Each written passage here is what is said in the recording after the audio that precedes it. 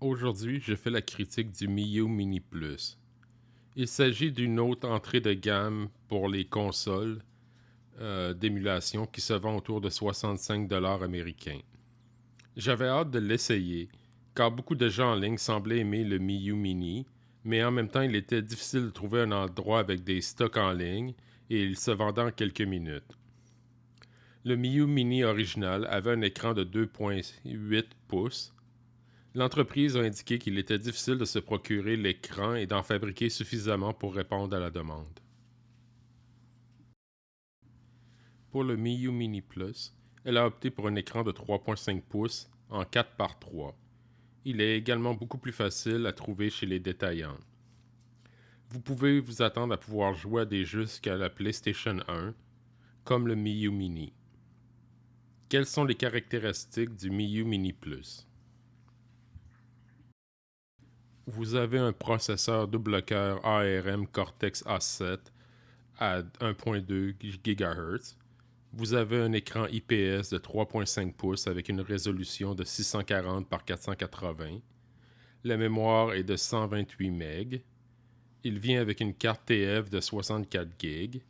Vous avez une batterie rechargeable de 3000 mAh, donc on s'attend environ de 5 à 6 heures de jeu. Vous pouvez charger par USB-C et il supporte le réseau Wi-Fi. J'ai vu beaucoup d'endroits se plaindre de l'OS qui venait avec la console, donc j'ai décidé d'installer directement la nouvelle version d'Onion OS 4.2.3. La première chose qui m'a sauté aux yeux lors du déballage de la console est la qualité de construction. La coque transparente est agréable, les boutons sont silencieux, le D-pad est excellent et les shoulder buttons sont corrects, mais comme c'est une petite console, je pense pas que je les utiliserais beaucoup pour un jeu qui en aurait constamment besoin. La batterie est facilement accessible, comme sur la R36S et la RG35XX. Et comme je le disais plus tôt, on peut s'attendre entre 6 à 8 heures d'autonomie. Contrairement aux ordinateurs de poche sous Android, comme le Retroid Pocket 3 Plus, avec Onion OS, on a vraiment l'impression d'être prêt à l'emploi, de choisir un jeu, d'y démarrer et d'y jouer. Le système d'exploitation conserve automatiquement l'endroit où vous vous trouvez dans le jeu, ce qui vous permet facilement de passer d'un jeu à l'autre, même si vous n'avez pas sauvegardé. Le système d'exploitation est vraiment soigné et convivial. La console peut devenir inconfortable après un certain temps de jeu. L'écran semble meilleur sur la RG35XX ou sur la R36S, mais c'est seulement parce que j'avais les deux autres avec moi que j'ai pu faire la comparaison. En termes de performance, vous pouvez jouer jusqu'à la PlayStation 1, mais c'est avec les jeux 2D, comme la Super Nintendo, la Sega Genesis ou le Game Boy Advance, que la console brille. Elle excelle vraiment pour les jeux Game Boy Advance. Les jeux PlayStation sont très bien lorsque vous jouez, mais comme vous n'avez pas de joystick, si c'est un facteur déterminant pour vous, vous devriez regarder ailleurs. Comme je vais surtout jouer à des jeux 2D et des RPG de PlayStation 1, j'aime que la console soit plus petite que la R36S. Par contre, la RG35XX semble plus confortable à tenir et je testerai bientôt la version Plus de cette console.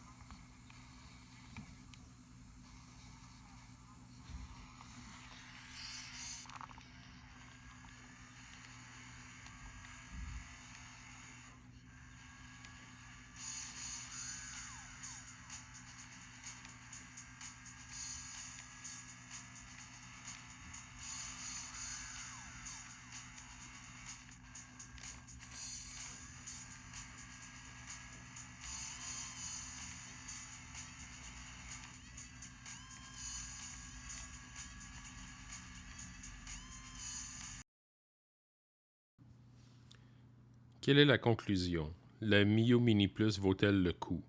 Je dirais que oui pour le prix de 60$ USD. La console ne semble pas avoir le même charme et le même attrait que son petit frère, mais elle est beaucoup plus facile à trouver en magasin, en ligne. La qualité de construction est excellente. Onion OS est aussi très facile d'utilisation et les performances jusqu'à la PS1 semblent irréprochables. Sur les 3 consoles budget que j'ai testées, c'est probablement mon préféré. Par contre, je suis curieux de savoir si pour le même prix, la RG35XX Plus prendra la première place, même si la qualité de fabrication n'est peut-être pas la même que la Miyoo Mini Plus. Donc, c'est à voir. Merci d'avoir regardé.